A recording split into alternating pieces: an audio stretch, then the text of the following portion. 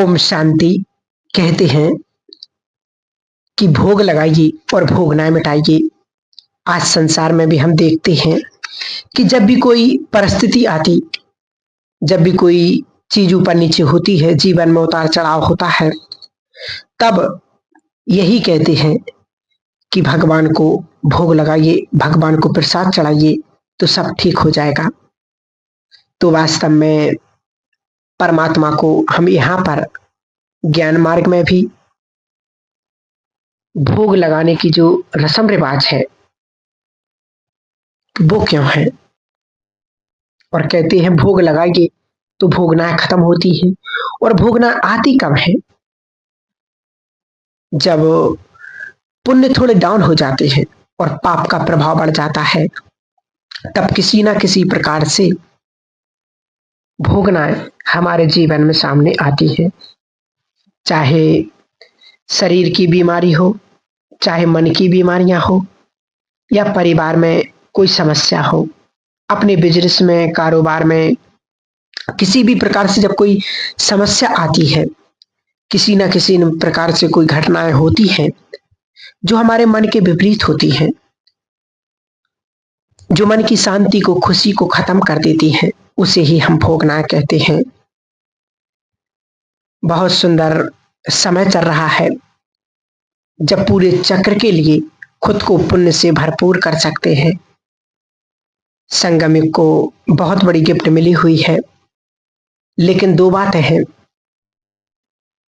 जो सदा इकट्ठी नहीं रहती हैं,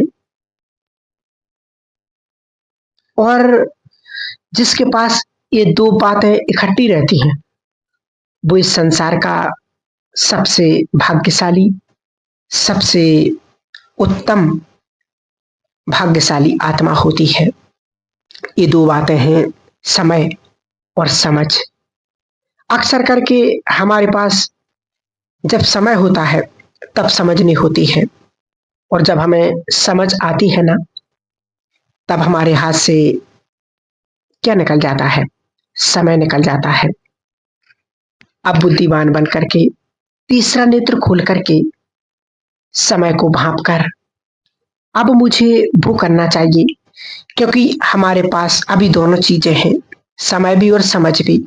तो समय को समझते हुए कि कौन सा समय चल रहा है। बाबा का एक एक महावाक्य अंतिम सत्य है, और उसे काटने की ताकत ना तो इस संसार में है, ना किसी मनुष्य में। अब समय को भांप करके समझदारी से अब हम वो कर लें जो मुझे करना चाहिए, और जिसके लिए मैं इस सृष्टि पर आया हूं, आई हूं। और हम तो बहुत भाग्यशाली हैं कि हमें भगवान मिल गया।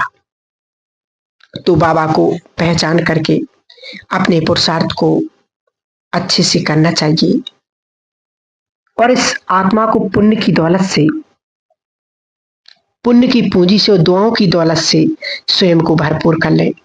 हम संसार में, एक कहावत है ना कि हम खाली हाथ आए थे और खाली हाथ ही जाना है। अब इस कहावत को हम गलत सिद्ध कर दें तो अब जो भोग लगाने की बात है कि देखिए, जो भोग है वो गुरुवार को ही क्यों लगाते हैं? ब्रह्मा कुमारी में बाबा के घर में गुरुवार का महत्व भी क्यों है? कौन से दिन? गुरुवार अर्थात वृक्षपतिवार। वृक्षपति गुरुवार, और ज्योतिष शास्त्र में गुरु ग्रह का बड़ा भारी महत्व है। ज्योतिष शास्त्र में भी जिसका गुरु, अर्थात जिसका गुरु ग्रह उच्च क्वालिटी का होता है, वृक्षपति की दशा सही होती है, वृक्षपति अर्थात परमात्मा की दशा सही होती है, तो उसकी कुंडली में गज केसरी योग बनता है।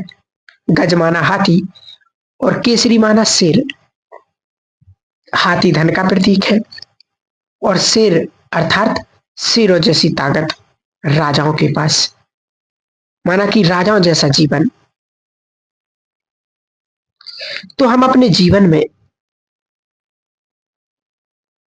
जीवन को जैसा जीना चाहते हैं, कहते हैं जिनकी बृहस्पति की दशा अनुकूल होती है, इसलिए गुरुवार का भोग कभी भी मिस नहीं करना चाहिए, न कभी मिस करना चाहिए।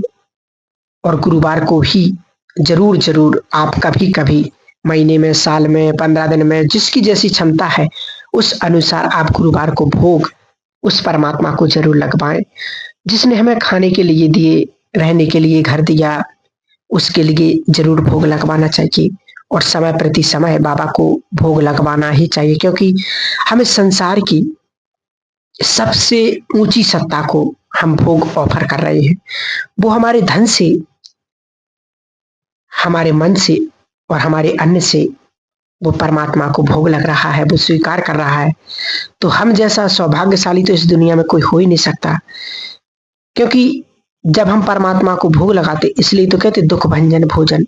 तो वास्तव में यही भोग है जिसके लिए देवता भी तरसते हैं। और एक बात और पता हो, आप सभी जानते हैं, कहते हैं दुख भंजन भोजन। जब भगवान को हम भोग लगाते गुरुवार को, दुनिया में या हम सब लगाते, तो जो मेन गुरुवार को लगता है उस टाइम हम सभी क्लास में रहते, दीदी भोग लगाती हैं, तो वो वतन में जाती हैं और बाबा से कहते हैं कि बाबा उस आत्मा की भावना बहुत अच्छी है, उसने आपको भोग लगवाया है। तो जब हम बाबा को वो संदेश देते हैं, तो वो संदेश भगवान तक पहुंचता है कि किस आत्मा के द्वारा आज भोग आया है परमात्मा के लिए। तो इसलिए निश्चित करें और परमात्मा को भोग जरूर लगवाएं, बड़ी भावना से, बड़ी शुद्ध भावना से उस भोग को हम जब स्वीकार करें और अपने परिवार वालों को जब भोग स्वीकार कराएंगे, क्योंकि पता नहीं कितने अंदर तक वो जाता है और कितनी सारी बीमारियों को हरता है। इसलिए हमें भोग लगवाना भी है और स्वीकार भी करना है। तो हमें परमात्मा को भोग लगाने की जो रस्म है कि गुरुवार को ही क्यों लगता है, तो उसका अर्थ भी हम सब जान चुके हैं कि, और ये निश्चित बात है कि भोग में यदि हमारी भावना है तो 100% परमात्मा के पास पहुंचता है।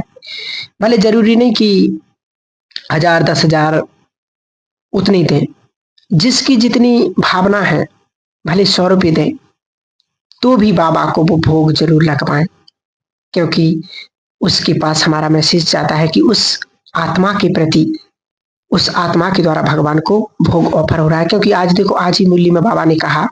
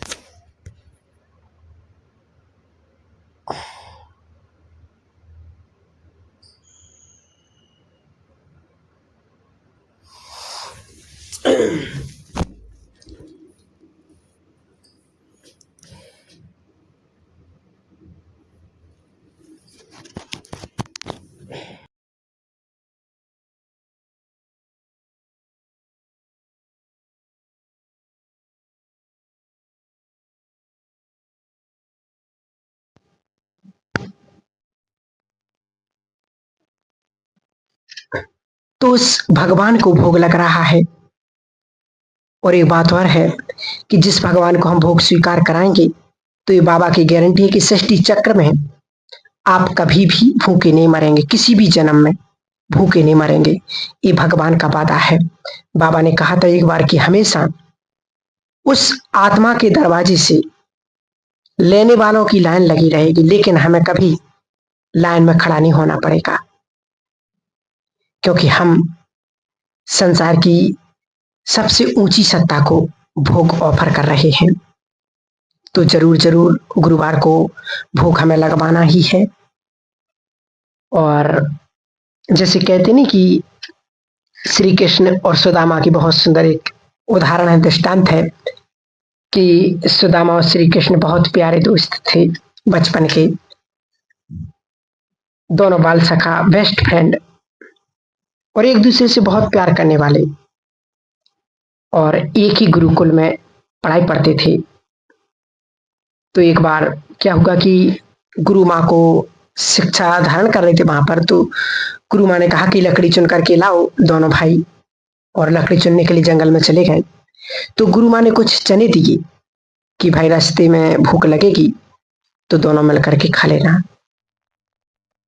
लेकिन भाग्य की बड़ी विडंबना कि सुदामा थोड़े पेटू टाइम के थे। सभी ने कहानी सुनी है। तो श्री कृष्ण ने का हिस्से का खा लिया।